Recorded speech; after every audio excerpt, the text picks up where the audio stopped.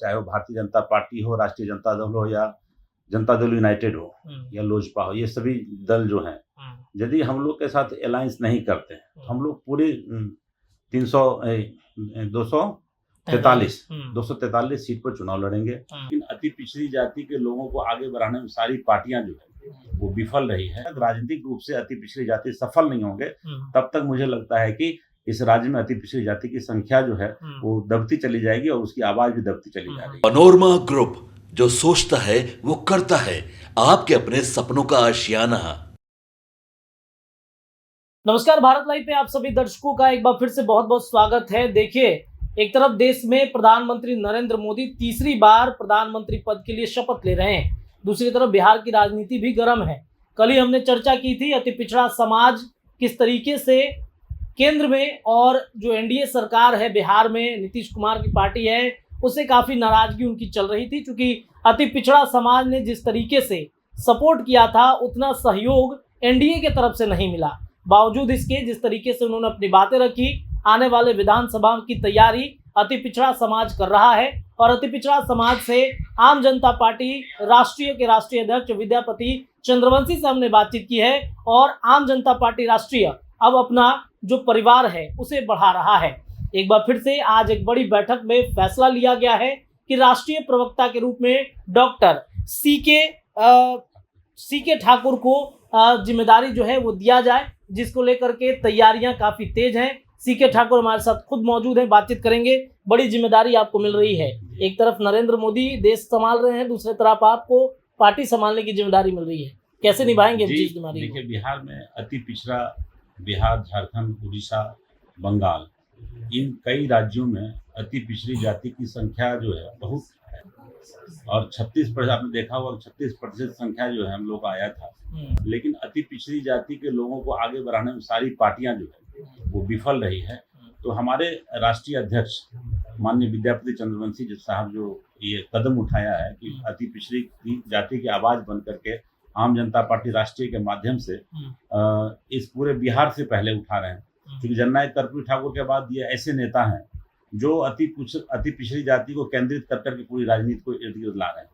तो जो भी उसकी समस्या से कोई सुनता नहीं है। आज जो हमारे दलित परिवार हैं या आदिवासी परिवार है, उससे भी बदतर स्थिति अति पिछड़ी जाति की है। तो चूंकि इनका जो टारगेट है वो चाहते हैं कि पूरे कम से कम पहले बिहार में अति पिछड़ी जाति की संख्या को आगे उसको जो एक आवाज मिले, वो आवाज चूंकि जननायक कर्पूरी ठाकुर के बाद लालू जी आए, नीतीश जी आए और अब तो समझिए कि वो बीड़ा उठाए थे कि ठीक है भाई सबकी पिछड़ों की आवाज बनेंगे, लेकिन आज अति पिछड़ी जाति की आवाज बिल्कुल दब गई है। तो ये उभार रहे हैं और राजनीति में उनको लाना जरूरी है। जब तक राजनीतिक रूप से अति पिछड़ी जाति सफल नहीं होंगे तब तक मुझे लगता है कि इस राज्य में अति पिछड़ी जाति की संख्या जो है वो दबती चली जाएगी और उसकी आवाज भी दबती चली जा रही है। क्या पहल होगी? हमने सुना विधानसभा की तैयारी पूरी तरीके से आप लोग कर रहे हैं, क्या तैयारी चल रही है? जी देखिए, अभी 4 लोकसभा इनका टारगेट था, उन्होंने लड़ाया था, जिसमें 2 लोकसभा लड़े। जो भी वोट आया नहीं आया वो मतलब नहीं है, मतलब है कि हमने हिम्मत किया, आम जनता पार्टी राष्ट्रीय हिम्मत कर करके अति पिछड़ी जाति के लोगों को चुनाव लड़ाने का काम किया। अब चूंकि जो दल है यहाँ पे, चाहे वो भारतीय जनता पार्टी हो, राष्ट्रीय जनता दल हो या जनता दल यूनाइटेड हो या लोजपा हो, ये सभी दल जो हैं, यदि हम लोग के साथ अलायंस नहीं करते तो हम लोग पूरी 243 सीट पर चुनाव लड़ेंगे और जो परिणाम जो होगा देखा जाएगा। लेकिन अति पिछड़ी जाति की आवाज बन के उभरेंगे हम लोग, और आज नहीं तो कल, मतलब 5 साल लगे, 10 साल लगे, 15 साल लगे, हम नहीं, हमारा नेक्स्ट जनरेशन कम से कम हमको गाली तो नहीं देगा ना कि भाई हमारे जो पूर्वज थे उन्होंने कुछ नहीं किया। तो हम 243 सीट पर तैयारी कर रहे हैं और हर जगह अपना उम्मीदवार उतारेंगे। ये बताइए कि मांग क्या है? 243 सीट पे तो आप उठा रहे हैं, आज मोदी कैबिनेट का भी कई मंत्री जो हैं उसके शपथ लेने वाले हैं, लग रहा है कि मतलब अति पिछड़ों को सम्मान मोदी जी ने दिया है, एनडीए ने दिया है। नहीं, ठीक है, वो जो सम्मान दिया है उनके लिए हम उनको धन्यवाद देते हैं। लेकिन काम कितना होगा वो देखने की बात है, क्योंकि सब आते हैं, थोड़ी दलील बन के रह जाती है, कोई काम करते नहीं उनके लिए। मांग ये है कि जो जैसे आप देखें क्रीमी लेयर के माध्यम से, क्रीमी लेयर में सारे लोग, जिसका जो आदमी पढ़ लिख करके डॉक्टर बना, इंजीनियर बना, अपने बच्चे को IAS IPS बनाना चाहते हैं तो फिर वो 8 लाख का क्रिमिनल हेयर में फंसा देता है, उसका आरक्षण विहीन हो जाता है वो। तो फिर वो असल लड़ाई है।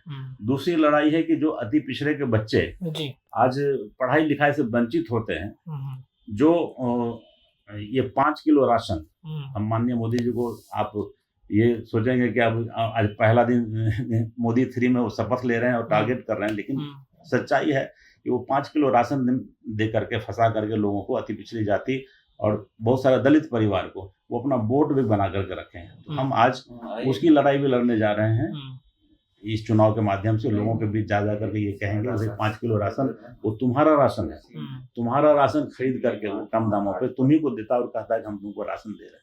तो ये सबसे बड़ी लड़ाई है। इसको हमको उस मानसिकता से लोगों को निकालने की जरूरत है। गठबंधन होगा किसी के साथ विधानसभा के पहले? अब यदि बड़ी पार्टियां, चाहे वो लोग जो बड़ी पार्टी है जो आज मतलब जनता दल यूनाइटेड है या फिर राष्ट्रीय जनता दल है या भारतीय जनता पार्टी है, जो हम देखेंगे कि कौन हमारे लिए काम कर रहा है, अति पिछड़ी जाति के लिए कौन अच्छा कर पाएगा, कौन ढंग से हमारे साथ समझौता कर पाएंगे, उनके साथ जरूर करेंगे। नीतीश कुमार के साथ रहेंगे। अब देखिए कौन हमको तवज्जो देते हैं और हमारे जो डिमांड है उस पर कौन खड़े उतरते हैं, उसके लिए हम लोग देखेंगे, उसके बाद बात करेंगे। मोदी के आज तीसरी बार प्रधानमंत्री पद की शपथ ले रहे हैं, क्या बधाई दे रहेगा उनको? निश्चित रूप से बधाई देते हैं, क्योंकि उन्होंने प्रयास किया है, हम बधाई देते हैं। लेकिन हम उनसे आज डिमांड भी करते हैं कि अति पिछड़ी जाति की जो आवाज़ है उसको दबाएं नहीं, उसको आगे करें, उनके मांगों को पूरा करें, ताकि देश में जो है समरूपता आए, समता आए। जो कर्पूरी जी का सपना था, जो डॉक्टर भीमराव अम्बेडकर चाहते थे, वो सपना कम से कम पूरा हो।